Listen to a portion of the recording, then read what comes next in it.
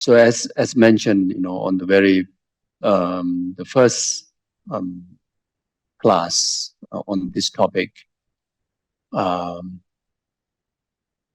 in order to to able to be your own therapist, and here first of all, to know what is the case, or what is the thing that we need to get cured from and need to be treated. And as a Buddhist practitioner, in particularly Mahayanic Buddhist practitioner, and Mahayanic, Tibetan Buddhist practitioner, the thing that we want to be cured from or want to overcome, which regarded as a problem, or very much like the disease, is the samsara. Then I did mention, in order to free from samsara, we need to free from its causes, the karma and delusion. It's very much, we need to practice the first two initial the teachings of the Buddha, the true, from the Four Noble Truths, the first true truth, the truth of suffering, that to be known, that to be understand. And on the first session, did emphasize about needed to understand the pervasive compounded suffering, the third level of suffering. Without clearly understanding the third level of suffering, we won't able, we will never able to detect the real problem. We will never able to diagnose the real thing that which we wish to overcome, which we wish to get cured from. So that is the third level of suffering.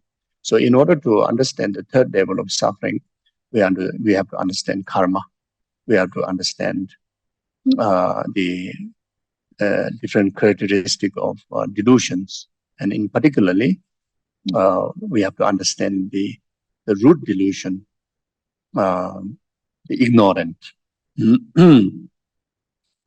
So we did discuss, briefly, maybe about karma, as well as about the delusions, and also about ignorance, in particularly, on the last teaching on emptiness, did discuss about the characteristic of ignorant, the characteristic of those delusional graspings, those ignorant graspings, the ignorant grasping has two levels: the conceptually imputed ignorant and the innate ignorant. So without detecting exactly what it is, we won't able to we won't able to overcome the samsara. We won't able to overcome the causes of samsara. Then on the second class, did talk about those qualities that need to equip in order to be qualified therapists, to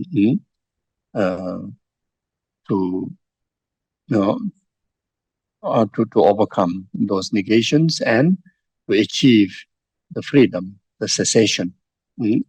So then, as a Mahayanic, Tibetan Mahayanic Buddhist follower and practitioner, our aim, our freedom, our cure is not just from the three laudanums, or the freedom just overcoming the six realms of samsaric existence. Our objective is not just to achieve nirvana. So our objective is to achieve a state of full enlightenment, the state of Buddhahood. And the state of Buddhahood, or state of enlightenment, is not only beneficial for your own benefit, but it's also beneficial for others. So that's our ultimate goal. So in order to achieve that ultimate goal, then we need to adopt the third noble truth, which is the noble truth of the path. So then there are many different levels of paths out there. The path that discussed in the Lamrim, such as the small capable beings path, middle capable beings path. But here, on the basis of those common virtues, common dharma, or such as observing 10 virtues, refraining from committing 10 non-virtues, or the practicing the true truth, or practicing Eightfold Path, or learning and then try to overcome the troublings of interdependent arising, troublings of interdependent, the existence of,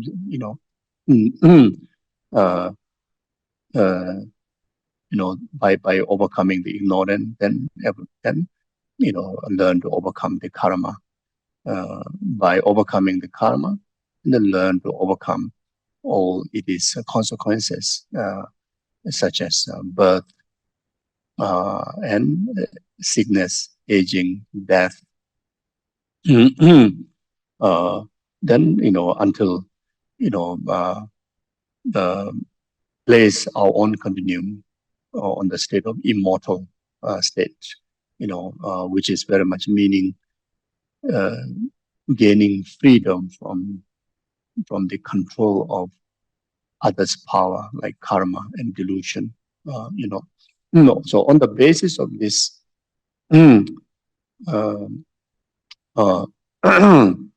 this common path, then you practice the altruistic path. So that is the main quality we need to achieve. We need to graduate by achieving the knowledge on the altruistic teaching, altruistic path, such as teachings on bodhicitta and teachings on not just the common teaching on wisdom, the emptiness, but the emptiness that which is union with bodhicitta, or in another word, it's called the altruistic wisdom. So these two method and wisdom aspect of the path need to learn. So then, on the last class, introduce the method aspect of the path, the bodhicitta, and how to develop bodhicitta. So there's two major, techniques which traditionally used, and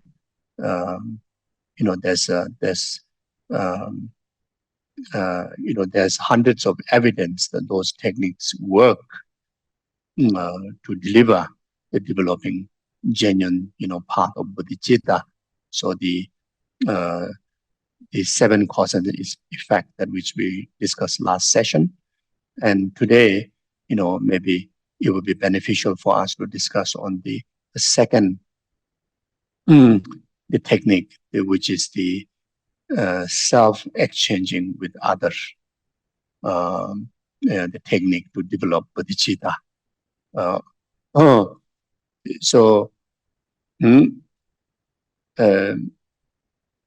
so in order, you see, so when we equip this method and wisdom, the method aspect part and the wisdom aspect part in us, then we very much like we have the immune system, to fight all the flows of samsara, all the flows of the negative doings, unwholesome doings through our body, speech, and mind, and someone like as a practitioner like us, when we know these teachings well and we get inspired learning about those past and present living masters that who are able to live their life unharmed by any form of disturbances, any form of harm givers, whether to do with, human harm, spirit harm, or whatever, or delusional harm, karmical harm, through the utilizations of the altruistic path and altruistic wisdom, these practitioners, stay protected, and even while they are still carrying this samsaric aggregate, samsaric mind, samsaric body, living in the samsaric environment. But whenever the samsara express in their system, and then the person, become the therapy by diagnosing, where the problem's coming from and what exactly the problem is, where the problem coming from, then give precise medicine like that, able to give medicine that 100% can overcome the problem, So then that time, then you become qualified your own therapies, I would understand. Yes.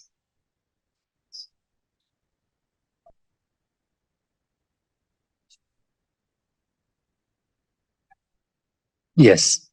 So the compassionate, compassion has many labels. So even if you just categorize maybe 3 labels, the first one is, the compassion to just yourself, the heart that wanting yourself to be free from problem, free from suffering and its causes.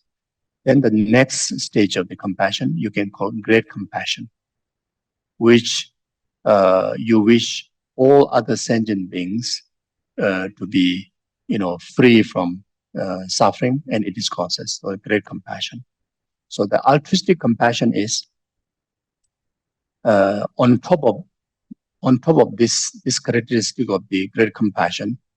Now you have this one extra characteristic that I, by myself alone, will take the full responsibility, or by myself alone going to liberate entire numberless sentient beings from, oceans of samsaric suffering, its causes. And that is the altruistic compassion. So if you, the 3 levels, something like that. Okay. The Zoom, please. Thank you, Geshe. The question is, karma is so subtle and we cannot see it. The most subtle karma, for that type of karma, the very subtle one, how do we deal with it?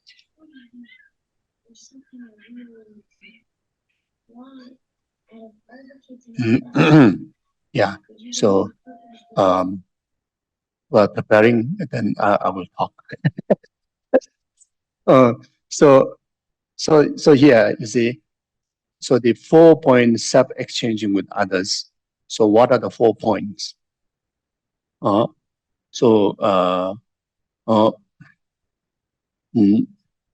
so the first one is the neutralizing the three partial attitudes: excessive aversion, excessive attachment, and deep ignorance. So at the moment we have these three, these three partial attitudes in a very, how to say, very excessive way. It's so much attachment to the loved one, and intense aversion to the enemies, and then total kind of neglection to the rest of the other sentient beings and the nature. You see, so first you need to neutralize these three partial attitudes. So how to neutralize them? How to neutralize these three partial attitudes? On the basis of cultivating the practice of equanimity. We're saying the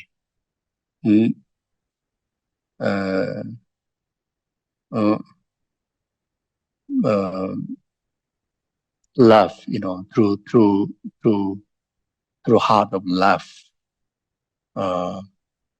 equanimity, the equanimity of love, or you can also say equanimity.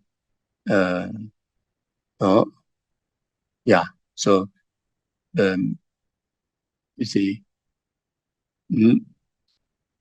the heart of equanimity of love is easier than heart of heart of equanimity of compassion.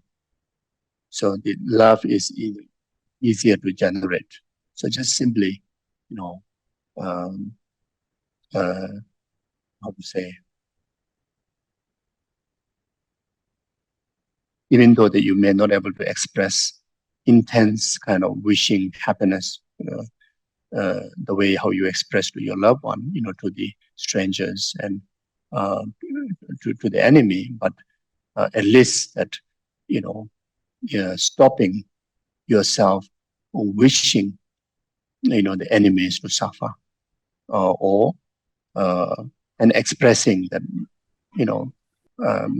how wonderful, if they can be happy, there's no problem with me, if they're happy, and no problem with me, So when we have this excessive three partial attitude, we become unhappy when enemies are happy, and we are unable to accept, beside your loved one, if someone is being happy, your heart aches, you get jealous, or you and you immediately, increase the attachment to loved one even greater than before. When you see happiness in other, not instead of rejoicing, you rather say, it's,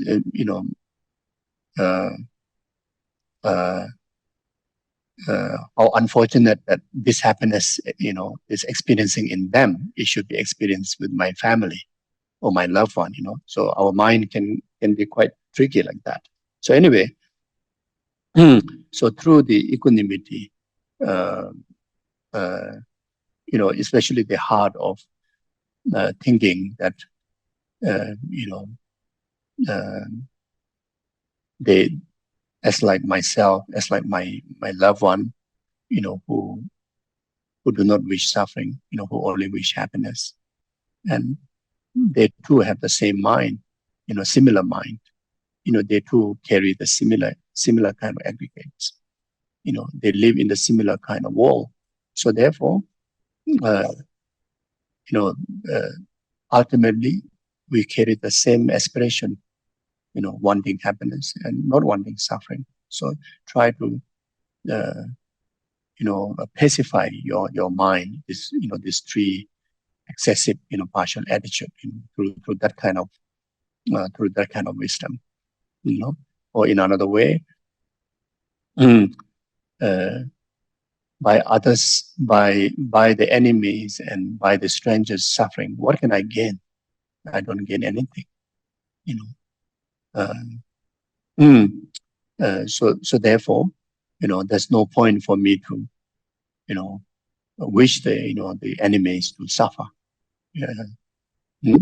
Rather,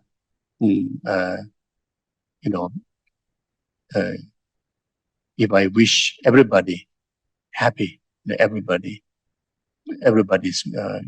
wellness, that really kind of makes your heart much more softer, lighter, more open, and that's my quality, you see. So that kind of like consultation that you do to yourself and try to neutralize it. So that's the first point. So neutralizing from the three pasha attitude.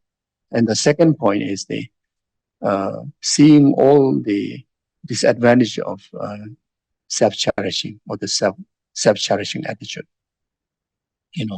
Uh, uh,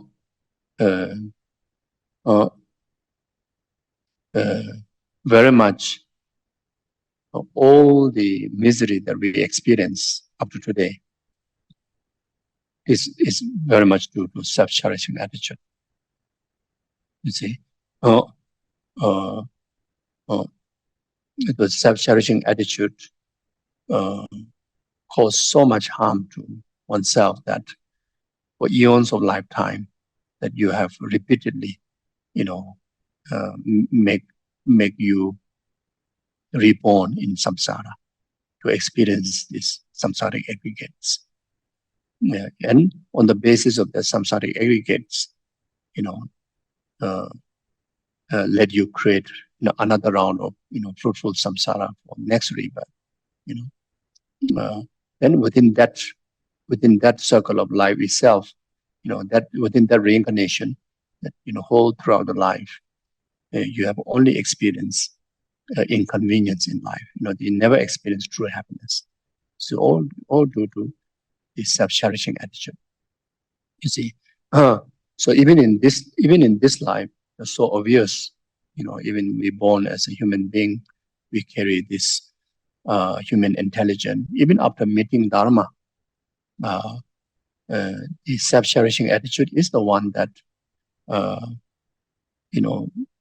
blockage the benefit of the Dharma that we study, we practice. You see, because of self-cherishing attitude, attachment arises, aversion arises, jealousy arises, laziness arises, depression arises. See, because of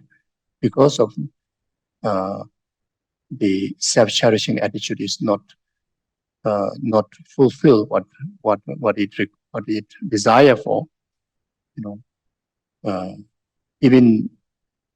Even everything is all right, externally, nice house, car, fridge full of food, bank balance in the money in the bank, you have family members, but still unhappy, still feel not enough, oh, still stay dissatisfied,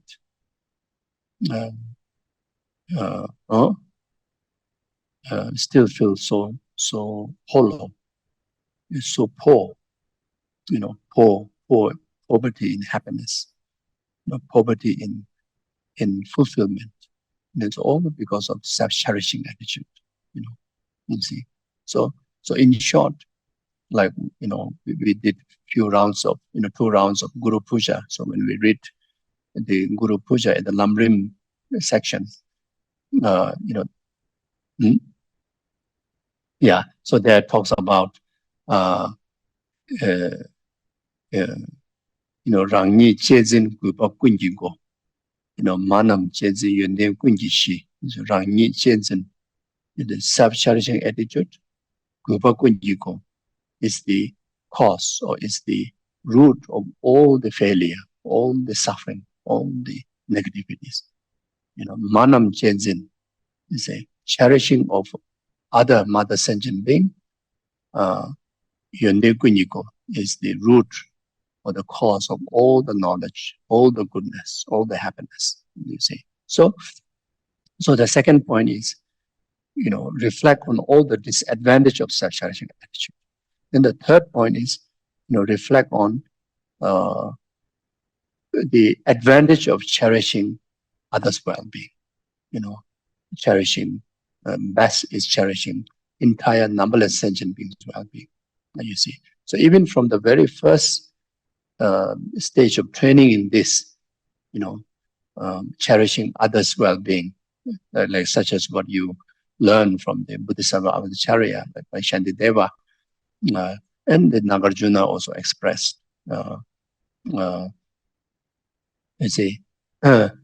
Just wishing one person, just wishing the one person's headache to be free, the one person to be free from it is, the headache pain. The merit that you accumulate is a far more greater than making the entire universe filled with the jewel and offered to the numberless Buddhas. Far more greater, far more precious, far more worthwhile, far more beneficial for your happiness. Your accumulation of virtue. That surpass. You see. So then there's no question if you wish.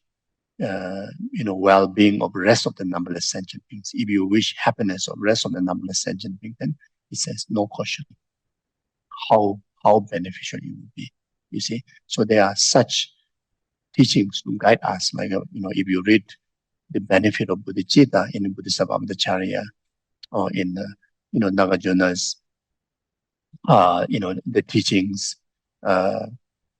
So there are all the Mahayana teaching, talks about the disadvantage of self-cherishing attitude and benefit, advantage of the cherishing of others' well-being. So scripturally, there are a lot of scripture that we can learn, we can remind and get trained in these points. Then there are so many examples, living examples. One very obvious one, His Holiness Dalai Lama. I always use this example. Everybody knows, whose life, dedicated for the well-being of others. He himself, enjoyed the maximum peace, maximum inner peace. He celebrates, up to this age, he's, 80, now 88, 89. He enjoyed best of health, physical health, and he says because of practicing bodhicitta, because of practicing loving kindness, compassion, concerning for the well-being of rest of the numberless sentient beings, and living his very best in day-to-day life, being in the service of others. Just even giving a word of comfort, word of inspiration in virtue, or just even expressing smile, just one smile of him, purifies, how many hundreds and thousands and millions of people suffering in the heart. Just because of just one smile of him, people life feel fulfilled. Just a few days ago, my brother, he got a glimpse of audience with His Holiness, and he just just look at him and just smile at him, and he experienced that his life is fulfilled. His life is fulfilled. So even also last year, my nephew got opportunity to have a short, audience, and His Holiness just like touch his hand, and he says that he don't want to wash his hand from now onward. And this is this young boy, and he don't have kind of dharma knowledge, or he's just one ordinary boy, school kid, and just this Dalai Lama touching his hand, entire his physical body got a sensation that he's purified, and now he's pure. He become pure, and this young boy said, now I don't want to wash my hand, and have to request him, oh, you better wash your hand. It's okay. The Dalai Lama's blessing still will remain with you. You see, so you see, so I think anybody, even just listen to him is unbelievable. But if you happen to be within the compound, the teaching compound, and he just passed by you, you have to experience that one day. If you go to Dharamsala, you can surely will experience, and especially nowadays, if you request audience, and usually, he offer audience to anybody.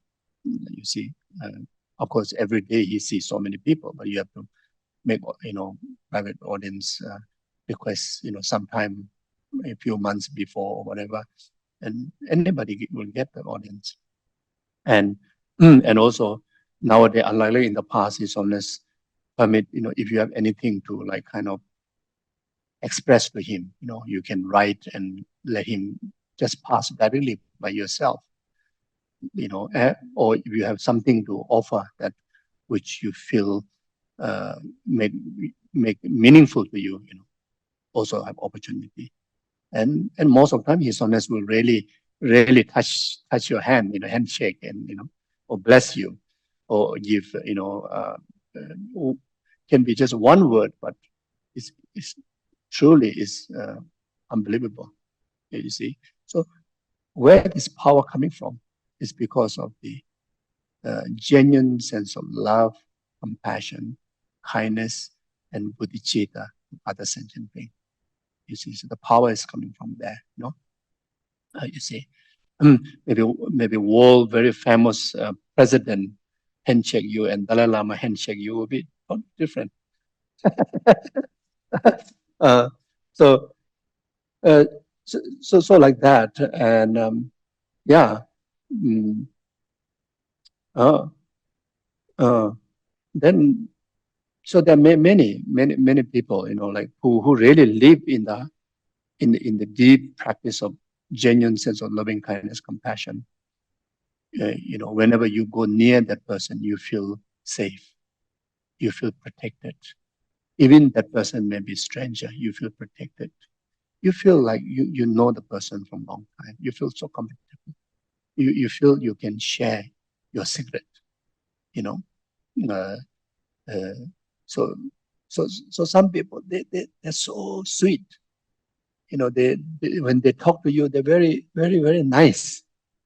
And they put quite a lot of effort to get near to you, but you feel worried, you feel scared, you want to stay away. You have a lot of suspiciousness, and those are energy, the aura that the people carry,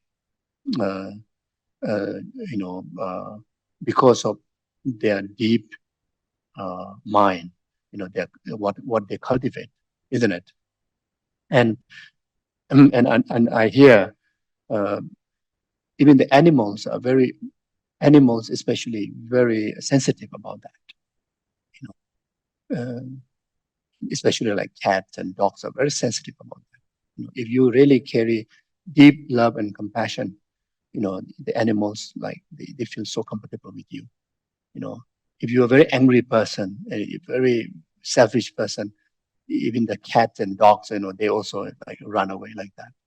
So, and maybe I don't know whether the cockroach and mosquito do the same thing or not. I have no idea.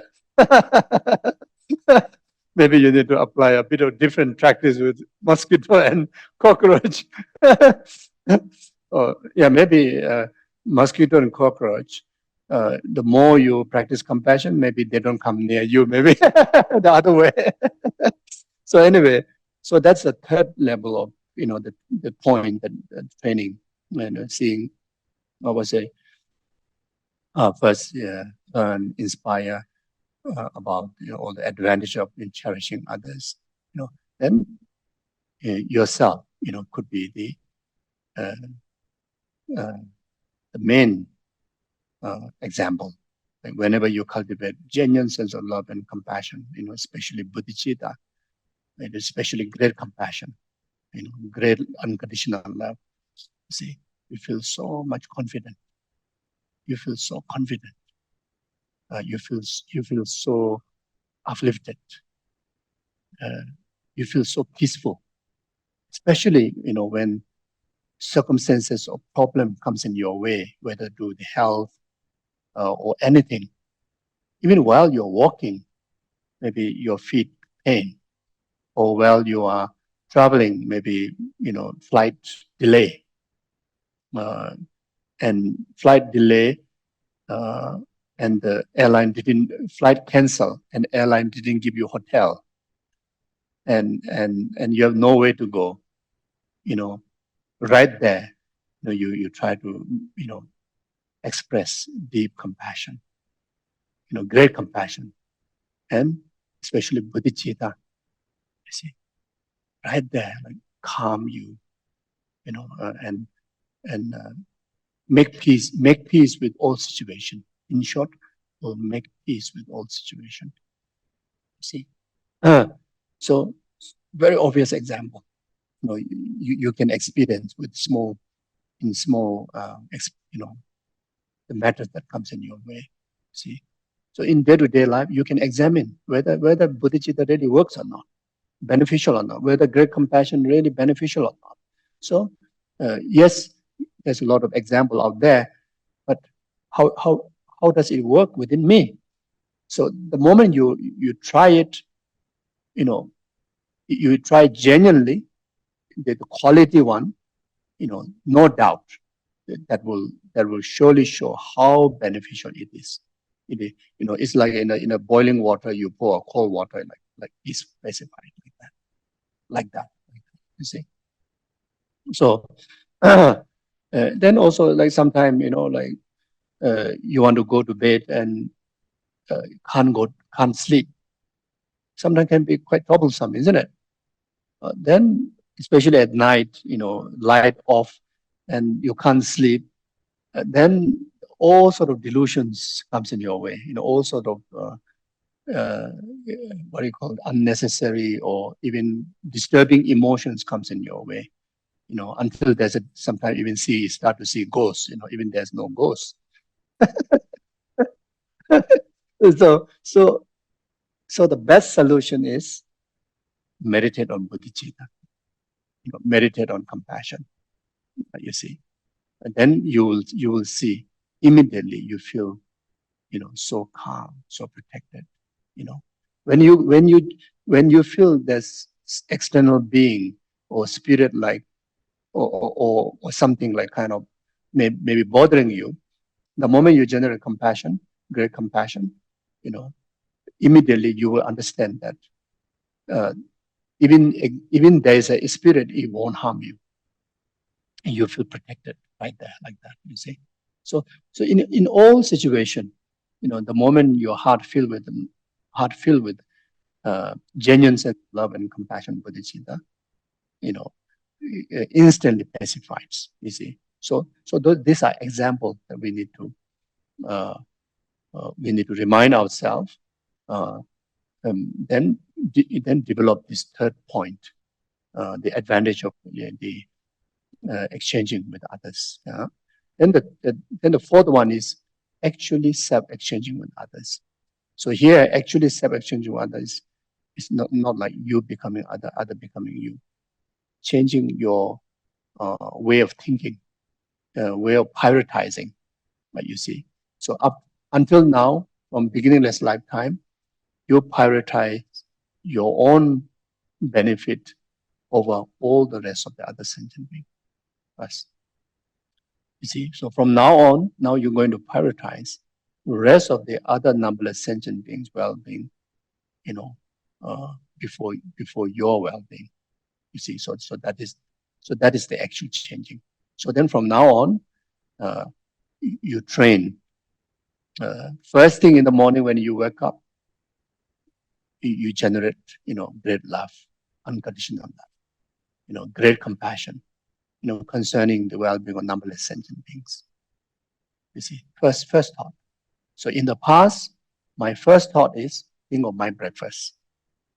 My first thought is think of my bathroom, or could be anything. Maybe my first thought is maybe, uh, how to increase my bank balance today, or how to find happiness for me.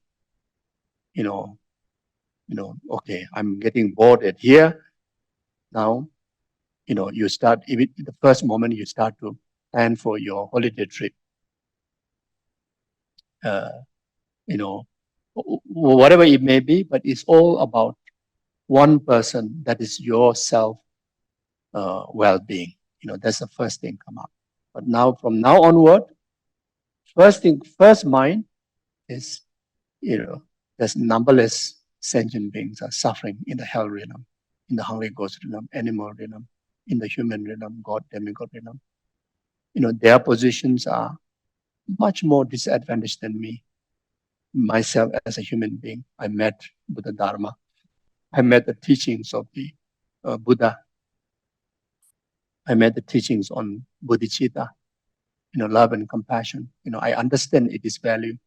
You see, so I have all the conducive condition, for me to work for their freedom, all these numberless sentient freedom. So therefore, today I want to make my day most meaningful, accumulating all the resources, to be able to alleviate the suffering of rest of numberless sentient beings, through accumulating merit and dedicating the merit to them, through accumulating virtue and dedicating merit to them. Or while you're walking, any sentient being you see, whether even it's an ant or human being, you will show much respect to them. If there's necessary, show kindness to them.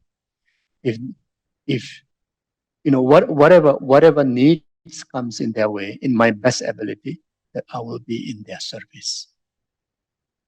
So you dedicate your life like that. If you are going to go to work, then today, for the benefit of the rest of the numberless sentient being, in my workplace, I will prioritize the well-being of the rest of the colleague before than my own benefit. You see, so even have a conversation, you respect, others' suggestions. You see, you be more gentle in the office. You're more polite. Or if there's anything that you can be in the service of them, do so. If you are staying with the family whole day, then you volunteer to do the home, like maybe volunteer to be the cook, volunteer to be the table cleaner, volunteer to be toilet cleaning, volunteer to serve them, or whatever way, So to train in a real time like that, what's happening in the daytime. So you just integrate that. That others are putting, prioritizing, their well-being from yours. You see, so training like that. So then, be more mindful concerning other well-being. Let's say while walking, if you see one ant, not just like step on them, you try to overtake, like kind of pass like that. Or if there's an ant drowning in the water, you just gently take them, liberate them aside like that. So if someone like having hard time carrying their grocery, like offer help, it can be simple like that, or just put a smile on your face when you walk, if that's okay. Mm, if people find it a bit too strange, then okay, but not so moody. I think just this okay. Not like smiling at everybody, but just like, I mean, the smile, the natural smile on your face, the impact of that you are carrying compassion in your heart. So that when you carry deep love, deep compassion, deep Buddhist in your heart, your face won't be so moody, so negative, not like that. You'll be very, like kind of full of brightness, you see. So this is how you train, you see. So yeah, so the first thing in the morning when you wake up with the Buddhist motivation. So whenever you do major tasks, okay, the task of now dressing up, you dress up with Buddhist motivation. This is how you train. Especially ladies, you do, especially who do a lot of makeup, you have more opportunity. You see, now, I'm going to take quite a lot of time to make up everything I'm going to do for the benefit of numberless sentient beings. How wonderful it is, isn't it? Especially if you wear a lot of jewelry, even better. Each moment, you do that for the benefit of numberless sentient beings. You see, you like that. You see, so before you go into a car, say, I'm going to drive for the benefit of numberless sentient beings. You see, I'm going to drive for the benefit of numberless sentient beings. You see, yeah. When you park, I'm going to park the car for the benefit of numberless sentient beings. Well-being. You see. So now you eat. You say you eat for the benefit of numberless sentient beings. So even though there are some mantras to be recited. So you see, like such as before you drive, before you walk, there's one deity called Maritsemam, which is also called Vesechema, the goddess that reside in the sun yolk, in the middle of the sun. It is an emanation of Tara. There's a mantra, Om Maritsemam Soha. So, before you take walk, so you recite 7 times Om Maritsemam Soha, Maritsemam Soha, Maritsemam Soha. So that will protect your body, spirit, and mind, encountering negative contact with other things and other beings. And what get protected? You get protection from harm by other beings, like wild animals bite, dog bites, mosquito bites, and also protect from the nature, like accidents, falling from the cliffs, or like suddenly tree fall on you. It could happen anything. Accident could happen anything. But the another way is through such a practice, avoid committing negative karma in relation to others, like that. Then so this you can do just before taking flight for the benefit of all sentient beings. You do that, so you do that every single movement you do. You can do that. You see. So now when you eat, you see there's a food offering practice. You see, food offering practice. You see. So you eat the food for the benefit of numberless sentient beings. So there's a yeah, you can do this. Lama Sangye, Lama Chedishi, Lama Gendani, Kunjichewa, Lama Nama Chababul. So there's a general food offering prayer that most people know. It's in the prayer book. You see. So if you want to add very specifically, then there's Kase Menda Doha Rebachin, the Jashidam, Jajimela Nimechimana, Sajimana Nepashin. So whatever you eat, you eat as a medicine. You consume the food and drink, even it can be just a sip. You consume food and drink as a medicine to protect or to stay healthy of this precious human life in the service of other sentient beings. You consume this food and the drink to purify these 3 partial attitude, aversion, ignorance, anger. So straight away, it purifies the 3 persons in relation to the food. So meaning if the food is awful, you won't have aversion to it. You know, if the food is delicious, you won't have attachment to it. If the food is just okay, you won't kind of like ignore it, you know. You see, so you will appreciate the food. You will value the food.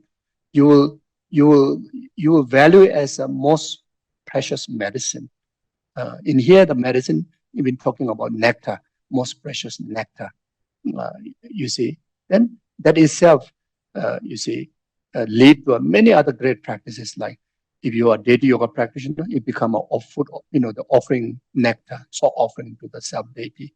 You know, if not, you offer this nectar offering to the Buddha Dharma Sangha, Guru Buddha Dharma Sangha. You know, you see, then. Uh, uh, um, so then also you eat this food uh, for, for a charity, for a generous practice of generosity. So it's not just to fill one stomach, you see. So there are 84,000 living beings in our body. You see how tiny the body may be, you know, minimum 84,000 living beings there. It could be much more than that, maybe countless. Most of the cells are even living beings. You know, some cells may not, but most of the cells are living beings, you know, living creature. So all those bacteria, you know, numberless bacteria in our body. You see, if you look at from the microscope, even just one drip of blood got uncountable bacteria. You know, one small piece of flesh got uncountable bacteria. All these bacteria, they survive their life. The immune or the body strength that we have. And our body survive on the basis of food and drink, isn't it? You see, when this bacteria dies, then our body dies. That's why clinical death comes, isn't it? So there's so much interdependency there. So therefore, you eat those food for the benefit of the survival of this rest of the sentient being. Like you are feeding food for rest of the sentient being. It's unbelievable charitable practice, you see. And this is the practice of bodhicitta, the practice of compassion. And each time you do that, you get trained. You get trained.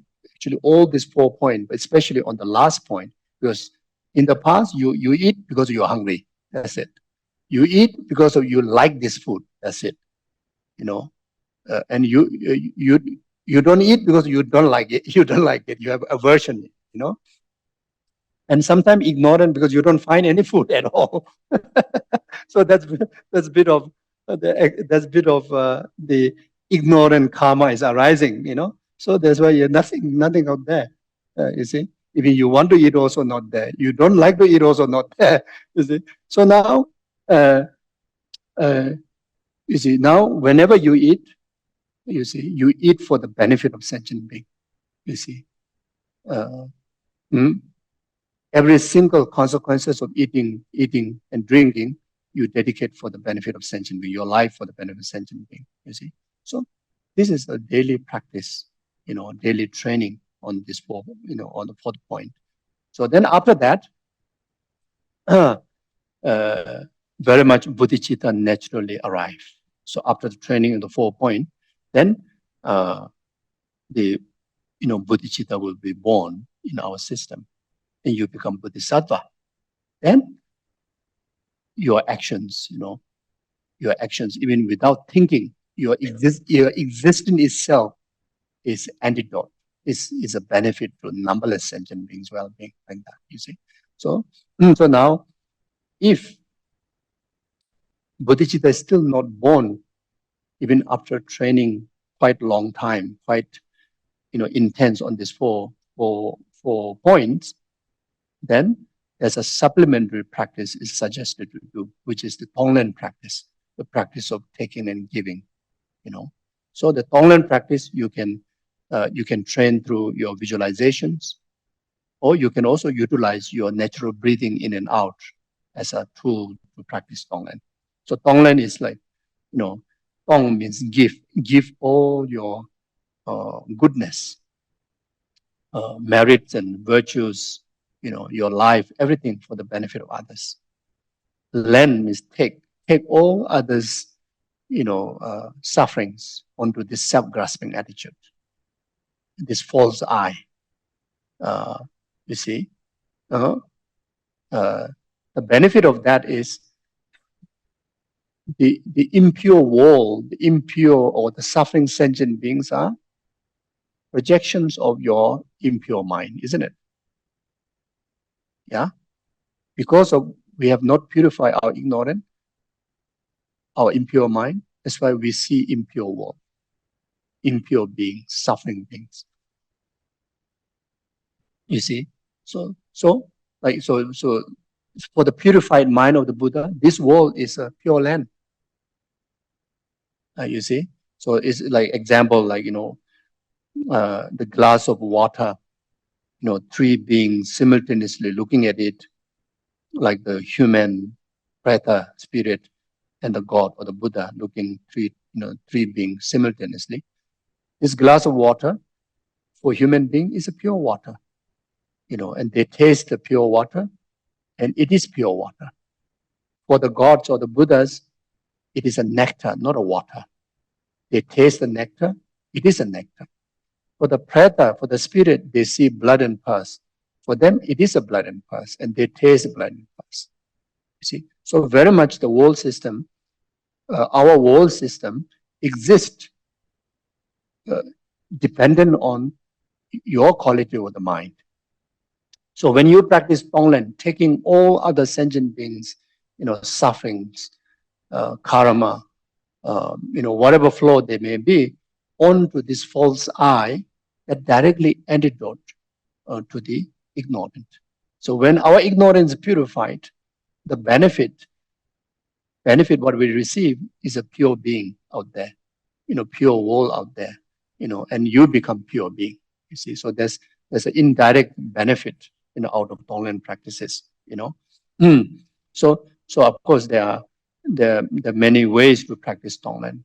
So this is through visualization, or otherwise, when you breathe out, together with the breathing out, you send all the beneficial energy, beneficial, dedications to others. When you breathe in, then you take all those non-beneficial things and from other beings, and then ripen again on the self-grasping attitudes. You see, so when you do practice Tonglen, you say ripen upon you. It doesn't mean ripen upon the legitimate person.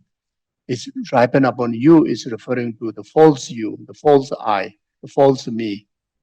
You see, so then again, there are certain visualization you can do. That false I is like somewhere at the central, at your chest. It's like kind of very, even if you want to look at the color, it's like a very, very kind of foggy, dark color like that.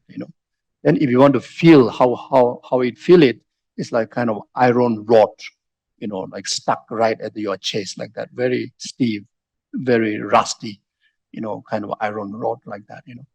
So that you regard as a false I, which is the root cause of all your samsara, root cause of all the impure existence. You see, so it dissolves into that. You see, so then again, if you want to do Tonglen to a specific purpose, let's say if you want to do Tonglen with your pet, the dog. Let's say if the dog is suffering with the diseases, maybe like wounds, maybe due to certain bacteria, then when you do Tonglen, when you breathe in, then the breathing like very much like carry like an iron hook, but then the hook also it got like kind of like a nest, like a fishing nest like that, So you collect entire the diseases, it is causes in the form of blood and pus. Then again, trouble like the breathing is very much like a pipe, like you suck like that in pipe, through the hollow of the pipe, like that, suck it, ripen upon that concrete sense of I. Then the moment you visualize it, ripen there, right there, like miraculously vanish, beyond reachable, beyond return. Then right there, then you dedicate whatever merit you accumulate from this, the suffering dog, be fully liberated completely, liberated from all the causes and conditions of the disease like that. If you are doing tolerant practice to someone that got a spirit harm, spirit harm, elemental harm, or landlords or the naga harm, then the person is suffering, or the dog or anything is suffering. Then you visualize as a like scorpion, black scorpion, very poisonous scorpion. Again, through this tool of breathing, like you hook them, and again bring it to the sub-grasping attitude and purify that. You see, so if the suffering of others is due to karma, karmic imprint of the past, or due to the delusion that they arise, excessive attachment, aversion, because of so much anger, they get into trouble. Because of so much anger, they get into fight and they get hurt. They are suffering. Because so much attachment, people suffer so much. There are people in the world, because of attachment, grasping, people suffer emotionally. And some people, they even cut their body. They even have suicidal thoughts. Some people, they even die with suicide because of, I didn't get, to what I attached to, like that. You see. So for that, then dark, black shoot, like a black smoke, dark, like gray, very dark gray, or black, kind of like a smoke, then you hook that. Then again, through the breathing, then ripen upon that concrete eye. Then right there, the moment ripen, here also vanish completely, or purified. Then also the object that you just did the tonglen, also you have to have a conviction that completely purified. So the more the conviction, more the faith, the stronger the concentration, is the more the effective of the tonglen practice happens. So this is the tonglen practice, is the essence practice of bodhicitta, or essence practice of compassion, or altruistic dharma. Of course, bodhicitta is the essence, but the bodhicitta, which has the element of love, compassion, all the good elements, but the essence of essence is the tonglen practice. It's like the tonglen is the essence of essence. So therefore, even while we are training this 4 points or the 7-point training, at the end the result is not delivered, then you supplement by tonglen practice, because that will help to accumulate great store of merit in very swift, quickest way. And also, if there's the realization is not happening because of obstacle, maybe obstacle of karma, or maybe obstacle of spirits, obstacle of delusions, or environmental, cosmic obstacle may be there, karmic obstacle may be there. So when in the moment you do tonglen, effectively purify that from the root, so then bodhicitta will manifest like that. You see. So now, becoming your own therapist. You see. So this is the practice. This is the treatment we have to do. You see. Whenever anger arises, you see, you can do tonglen practice. Immediately you diagnose. You are now doctor, therapist. Mayanic therapist. So now don't have to go and ask someone to treat you. Don't need to go and ask monastery to perform puja for you. You should treat yourself. Now you really become your own therapist. You see, you should treat yourself. You see. Yeah, even you perform puja, yes, there's a meritorious benefit out there, but as long as you yourself not working onto it, you won't able to ultimately help. It's enlightenment, liberation, freedom from samsara.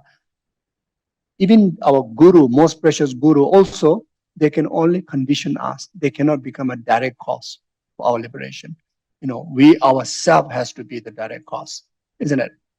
So therefore, this topic, becoming your own therapy, the point is very profound. Ultimately, whatever practice we do, we have to reach to a point that now you become qualified your own therapist, isn't it? So that's why the way to practice that qualification, like what the doctor do is, so applying all these methods is applying. Just one example, like Tonglen practice. You see. The moment you are struck by obstacle, most effective Tonglen practice. You see, instead of depressed, instead of feel lost, feel unhappy, say, I have created the karma in the past. Now karmic result is ripened. So why I panic? I rather feel wonderful that my karma is purifying now, so that in future I don't have to experience the karmic consequences again. Even better than that, may all other sentient beings, such obstacle and all the other obstacle ripen upon this obstacle. And may any of the other sentient being, never have to suffer that how I suffer. You see, it's like a direct, like kind of professional treatment. Professional. The operation can be very successful.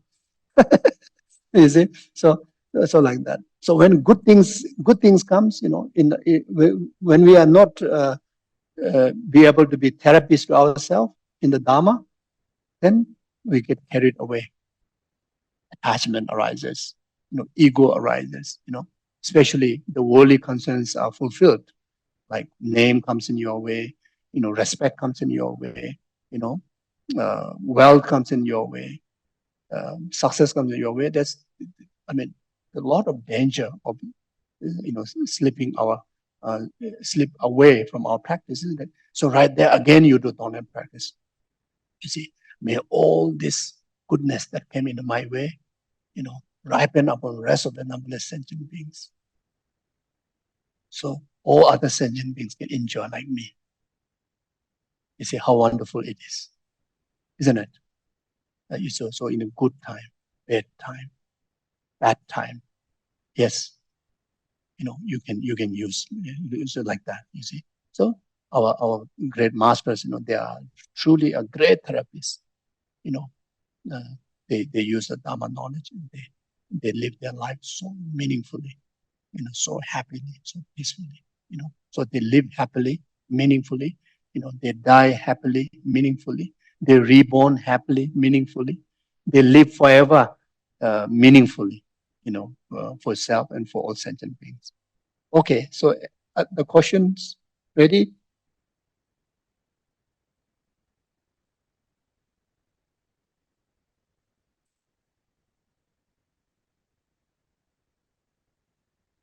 Okay. Yes, the karma is very subtle. There's a gross level of karma. I mean, basically, whatever that we see, thing, do, all are karma.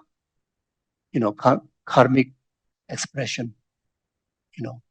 Uh, like the karmic imprint put into our images, or those sounds, melodies.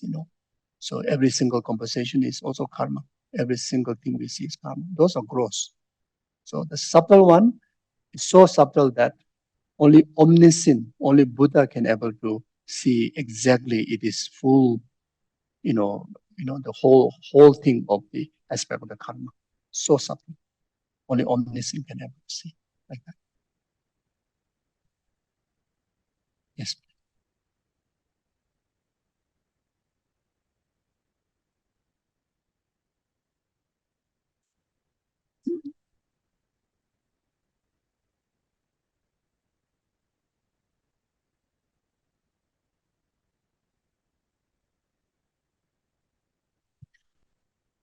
I've been reading Geshe Tashi Tsering's book on bodhicitta for a long time. I'm not done with it because I take slow. But in the book, he teaches the 7-point all mothers, the exchanging self for others, and Tonglen. And he suggests that we start doing Tonglen in front of a mirror and for ourselves first, and then move on to other people or other situations. And I can only, what do you think about that for someone who is suicidal, which I'm not, but I'm not depressed either. But if someone is suicidal or struggling very deeply with an issue and they, I've been there in times of my life where you just feel like you're in a deep, muddy hole. Do you suggest starting for yourself in front of a mirror when someone's struggling so much? Yeah, Tonglen practice. You can practice. Not necessarily always. It works well with yourself. Sometimes you train that with other can be easier. But then if the individual feel easier with you, definitely you can train from your side. And yes, there's a Tonglen practice of all, ripening of, taking of all your future karmic consequences now. And also you do Tonglen practices to all the past lifetimes, the reincarnations, whatever negativities have committed, you ripen upon right now here, instead of waiting to be ripened, in a subsequent life also like that. So, and also the next moment there's something going to happen. If you're suspicious about something may happen, you can also do Tonglen, taking that on the present time. So, yeah. So whichever way you feel comfortable, you can practice either from your side first or with others. Yep. Thank you.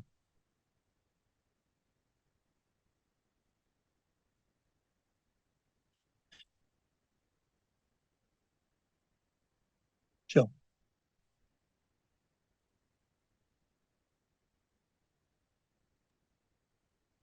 Could I go ahead, Keshla? Is that okay? Okay. Okay, thank you.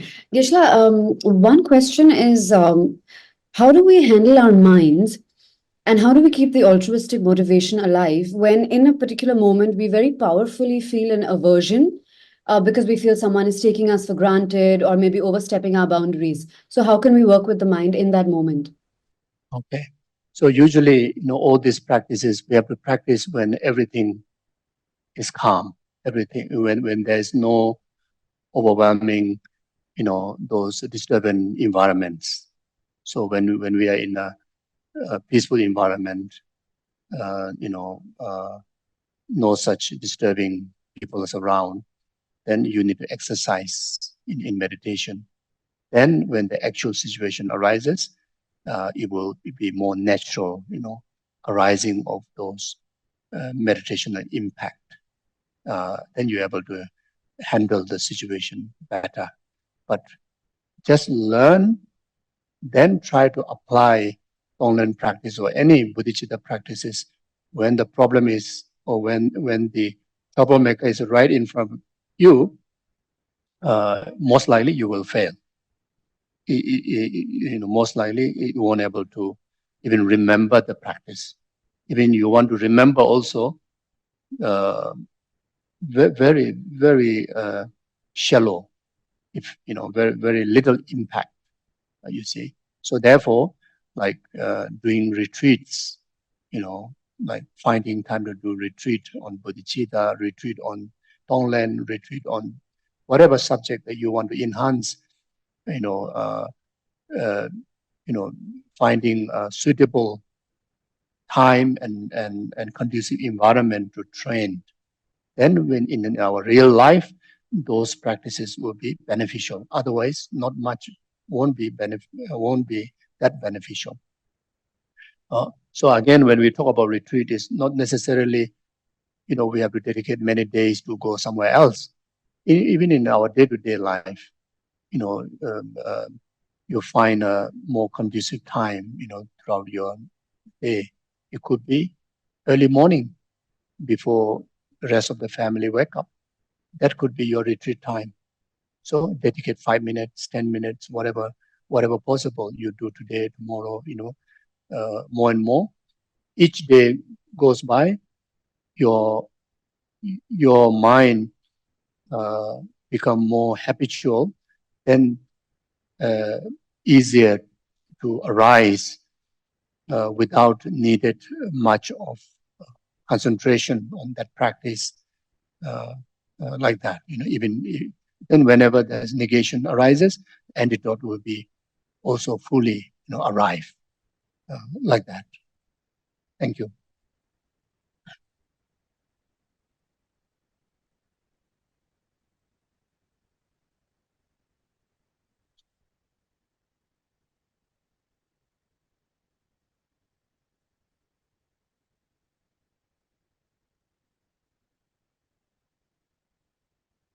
Not yet.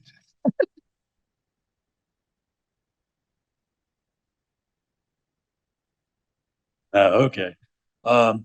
Earlier you spoke about loving other sentient beings, and you also mentioned cherishing other sentient beings. Is there a difference between loving and cherishing? I'm not sure I know what those two words really mean. So cherishing the well-being of other sentient being, yeah, it's quite similar, like a loving other sentient being. But maybe the cherishing word more, how to say, it cover more. Let's say, even when you express compassion, it carry the element of cherishing others' well-being. But then love and compassion has it carry the same purpose, but then when you express, two different way. When you express love, you wish others to be happy, and may I cause happiness for them. Compassion is may others to be free from suffering, and I will cause them to be free from suffering. So ultimate point same, but the expression is different. But the earlier one also, expressions of cherishing others' well-being. Why you express love? Because you cherish others' well-being. Why you express compassion? You cherish others' well-being. And even, what do you call,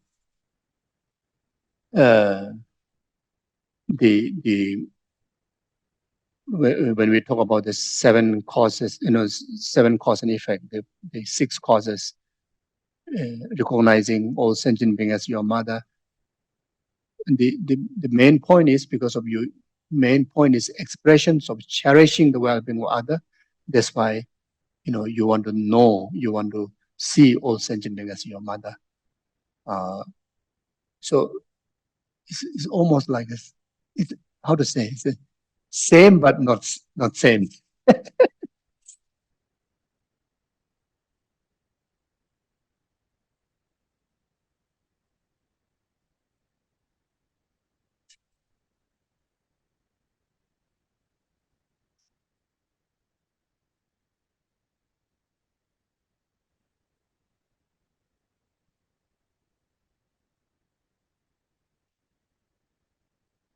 Anybody online? Any question?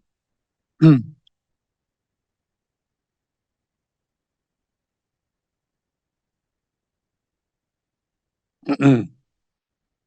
can say louder. Oh, please, you just carry on. Oh yeah, I think this louder than the mic now. Can.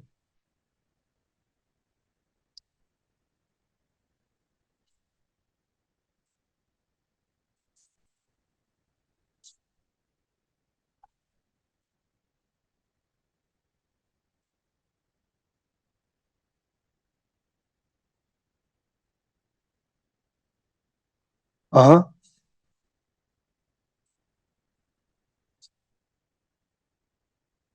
No, you can. If you are well trained, you can manage. If you are not trained, you just have the knowledge, you didn't have the mature practice, then when the problem maker arises in front of you, you won't able to handle the person with your Dharma practice.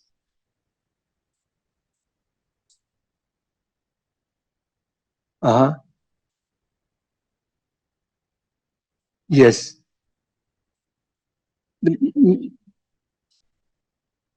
Ah, okay. That's good. No, I mean, for maybe you must have practiced in the past life already. Or, but just having intellectual knowledge when the problem is so strong in front of you, it's not easy. But for some, yeah, you can manage. Some stay very cool. Everybody's different. So, but mostly, generally, any form of antidote you need to fully develop in you in order to effectively antidote when the negations are, vivid in front of you. The negations are fully arise in front of you. In order to be direct to opponent, direct to pacify, you need quite a lot of training, repeated training. Oh, that happened many times, and that works. That works very well, honestly speaking. And also the Shanti Devas, if the problem cannot be solved, what's the point of getting upset? If the problem can be solved, then also what's the point of getting upset, isn't it? That is very helpful. That's actually one of the verse that always, chant until that it's like kind of, repeatedly chant and try to utilize almost every situation. Now it's quite spontaneous, whenever a problem arises, then immediately that word kind of remind you to calm. It helps, and maybe sometimes more effective than Tonglen practice, because I'm not enough practice in Tonglen practice. You see, but Tonglen practice ultimately is the most effective. Even the word that what Shantideva has expressed, the essence is very much, the Bodhicitta practice or the Tonglen practice. It carries like that. Understanding of karma, full of wisdom in there. Understanding of, the karmic consequences, so like that. Even the wisdom of impermanent, when something is, some obstacle falls into you, then immediately think of the impermanent nature, then the very intense, the permanent grasping will subside. Because when the problem arises, any problem, initial view is like huge problem, as if this problem is like going to remain with me forever. Or even certain diseases, like certain sickness comes in our way, the first point is so fearful, as if like going to take your life, as if this sickness will remain with you forever. But the moment you think of, how great the problem is, think of it is ultimate nature, not necessarily emptiness, but even think of impermanent. So even you wish that this problem will last forever with you, it won't remain with you. So that it helps. Like that. Okay. You have question? Someone on the online? Okay. Are you okay? I took quite a lot of your extra time. I will do what you call the rapid question answer. Yes, no, yes, no. Anyone on the online? You have questions? Yes, I do have a question, Geshe-la. Yes, Hi, please. Tashidele. Yesterday I was talking to a friend, and she is a mother of two, and she was expressing the aspiration for next life, not to be a mother, not to have children, because she thinks that having children in this life is an obstacle for her to generate uncontrived bodhicitta, because for her, the well-being of her children goes beyond everything else. Is it really an obstacle? Because to me, having children, you generate merit and everything. But for her, she was really convinced of that because she has children in this life, she can't really generate bodhicitta for all sentient beings, because first it's her children who are more important. Mm. Not necessary. You know, maybe your children can be the first object to develop genuine sense of compassion to other than yourself. Then from there, then you develop, rest of the qualities, until the bodhicitta. Like similar, like the recognizing all sentient beings as your mother. That's the first point we have to develop. First, you develop your present life's mother as the most respected, most important, most cherishing. Then only that, then you develop, like your father as your mother. Then all the strangers your mother, all the enemies your mother. That's how you develop bodhicitta. So your children can be the first object. Why not? So in order to develop bodhicitta, you don't have to avoid having children. Thank you, Geshe-la. I will tell her. Yeah, thank you very much. Yeah, so we dedicate the merit, just like all the bodhisattvas and the gurus would dedicate. We too dedicate just like that.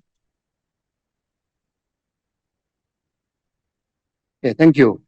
Good night.